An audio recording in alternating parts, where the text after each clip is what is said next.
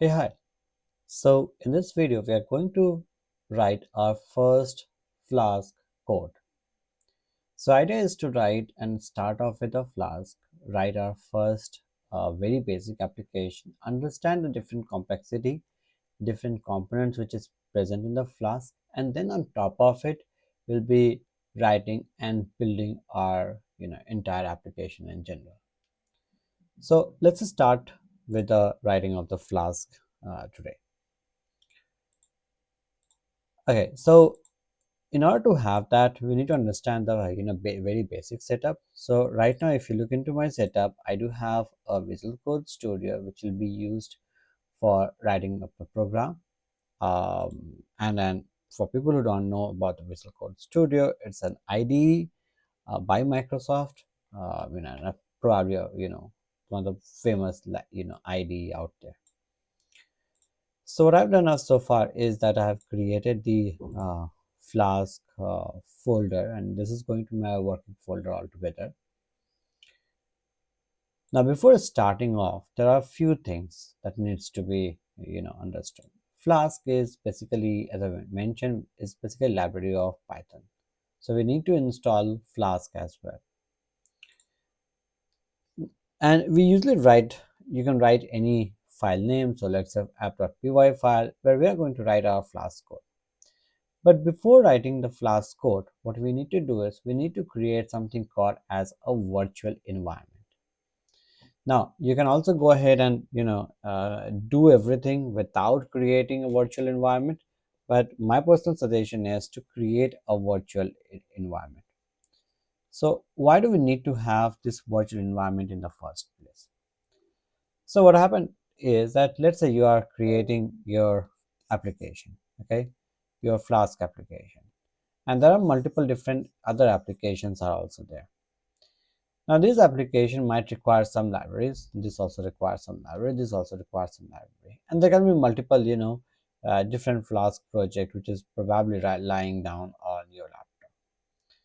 The other problem would be that since you need to install this Flask, if you install it globally, let's say some XY version of the Flask that you install globally, the same version of Flask would be utilized for this and for this.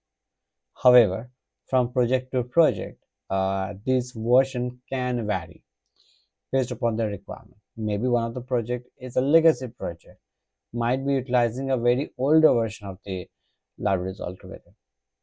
So virtual environment basically helps you in creating a localized environment where you can store your libraries that you are running through in that specific localized environment as well, and hence the virtual environment in there. So that's virtual environment. The second thing that we are going to do is something called as the requirements.txt. Now when you're writing any program, you need to probably be using a lot of different libraries in place, right? Multiple different libraries that you are going to utilize it. Now if you need to keep a track of these libraries, because if you, let's say for example, if I share this entire project with any one of you, right, you need to install all these libraries. But if you don't have a place where you need to know about what are the libraries that you have to install, you keep on getting an error that, hey, you know what, this library is not there, that library is not, then you will spend a lot of time in just debugging it, and also to identify what is the right version for it. And hence this requirements.txt file becomes extremely important at that point.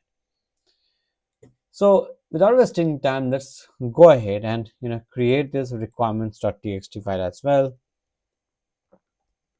And I'll also create, as I mentioned, my virtual environment. So how do you create a virtual environment? You run a Python virtual environment, and I'll just write the name of the virtual environment here that I want to basically create. So once you do that, you will realize that this virtual environment has been created. Okay, so I'll just wait for a few seconds before this environment gets created. Now I need to activate this virtual environment as well. So very simple. venv bin, and then I'll just have this activate method altogether. Okay, it says sorry, my bad.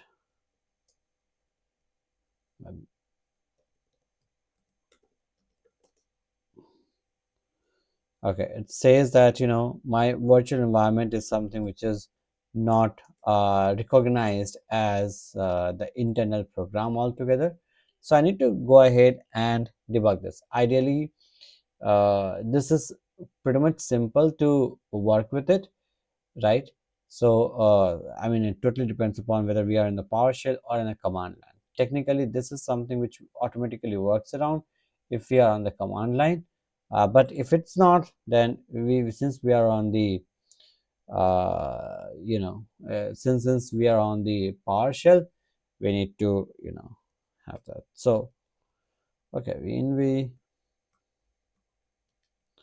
okay, scripts, and we'll just have an activate altogether, right? Okay, so now that we have we have activated our virtual environment altogether, so I can just go across and clean this up. So post installing it, we need to also kind of work around with a virtual environment, and it's classic thing that we should work on with it. Now once that virtual environment has been there, we start by installing the Flask, right? Pip install a Flask.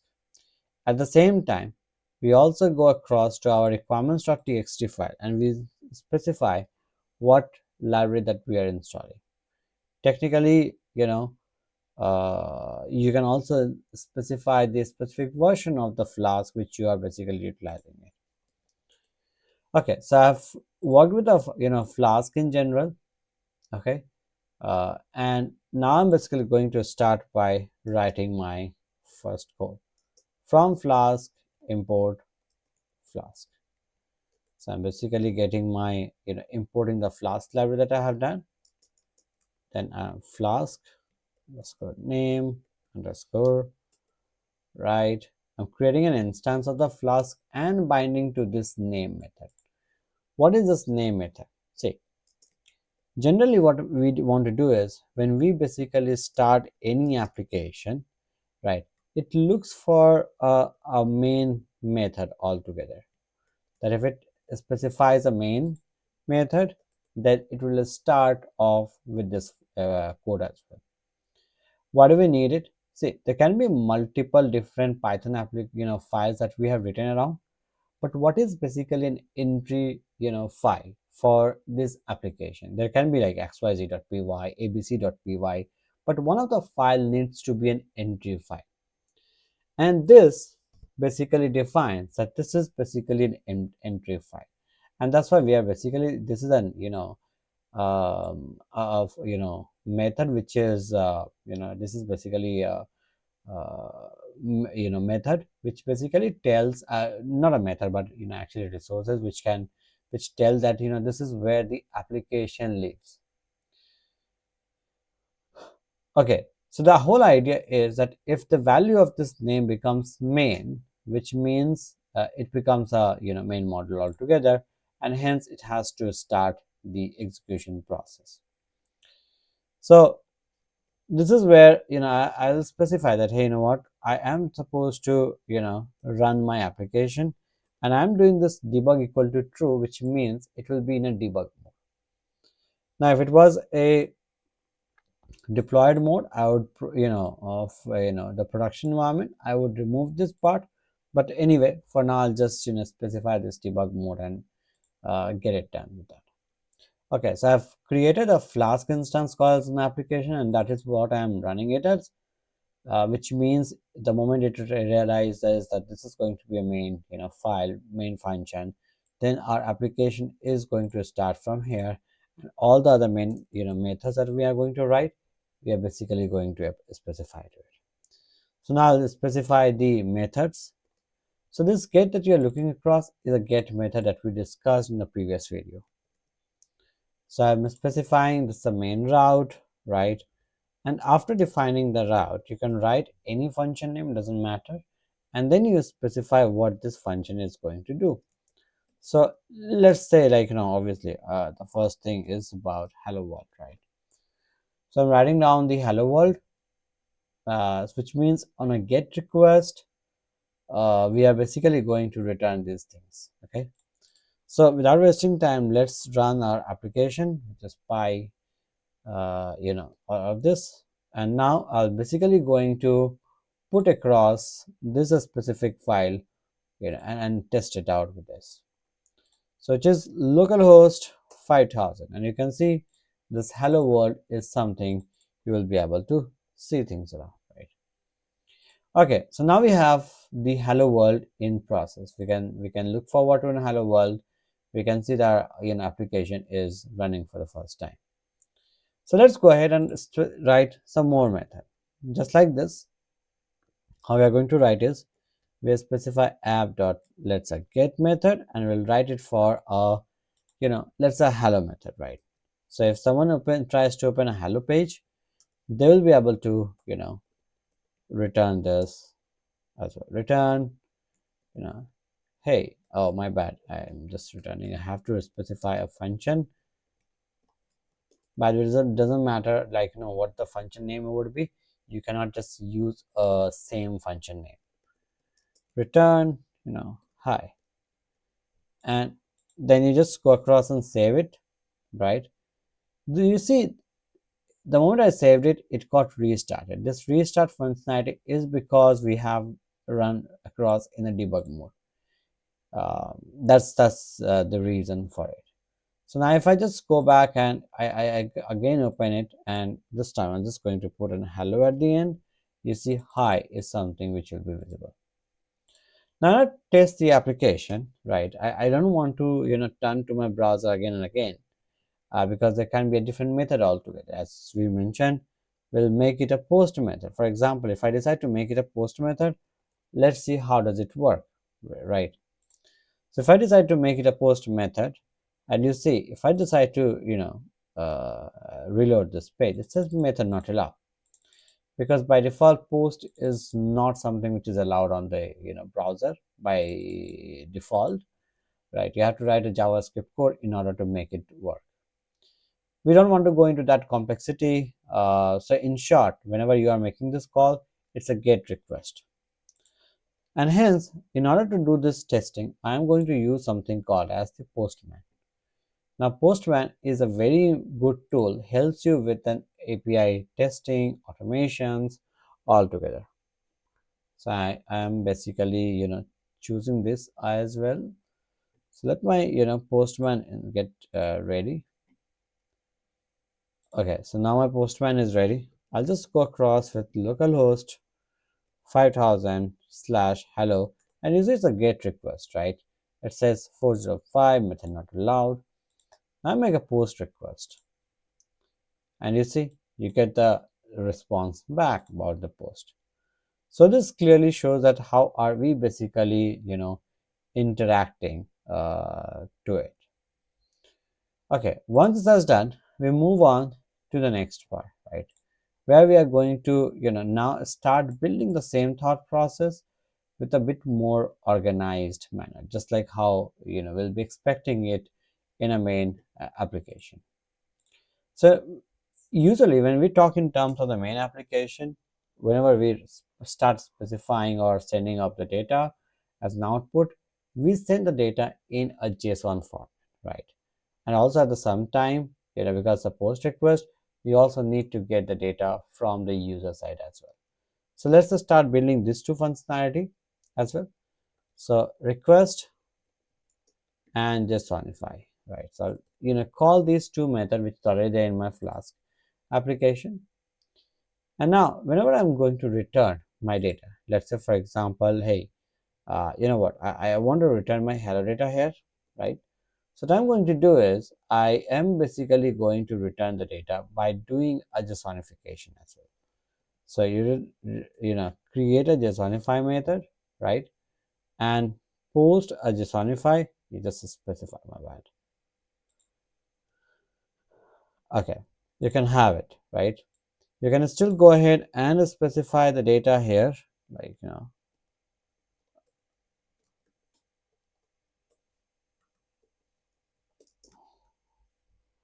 something on this line, right? And you will be able to observe by requesting it. You will observe that you are getting the data in the JSON format. So JSON is basically a standard format for sending and receiving the data as well. Okay, it's a very standard format. Okay, so now that we have data in place, next action item that we are basically going to perform is about working and fetching some information. So okay, for now I'll just take this up, make this get request as a JSONification, and for the post method I am basically going to you know get some idea from it, right?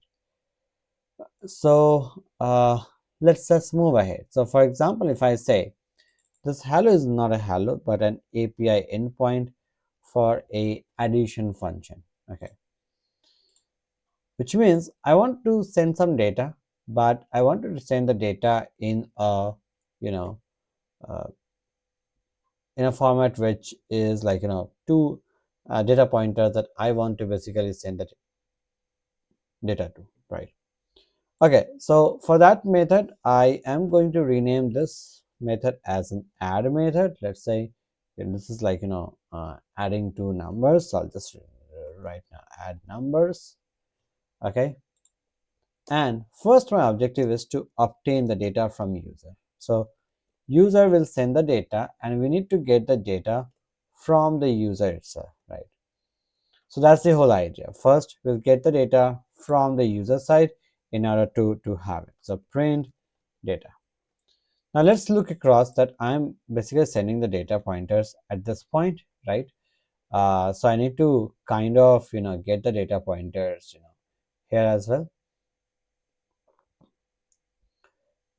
Okay, so let's send some data pointers. Okay, now we know that this is going to be the add method, right?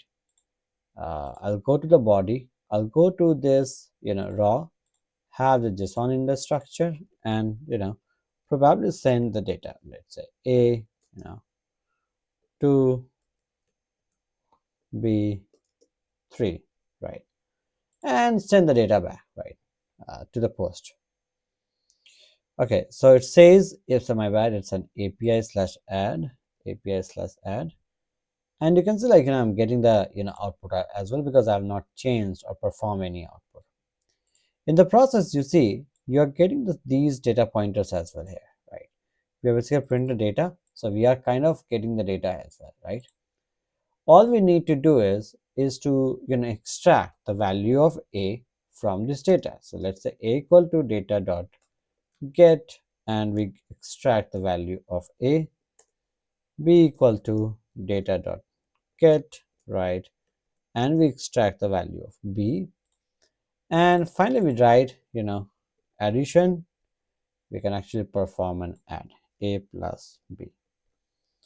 Okay, so let's see how does it work. So I send the data here and you see the addition is 5. I send like 56, 34, and you see the data is 90. So now it's basically performing. So you send the data from the user in the body, making it a raw, making it a JSON, right? And you get the output as well. So this example shows that we can take an input from user side, perform some operations on top of it, and then get an output out of it. This is a very simple one, API endpoint that we created for a post request, and then this is a data pointer for a get request. So moving forward, we'll be writing a bit more complicated script in doing some more operations, saving it into some array, and making a bit more complicated application as well. So see you in the next video.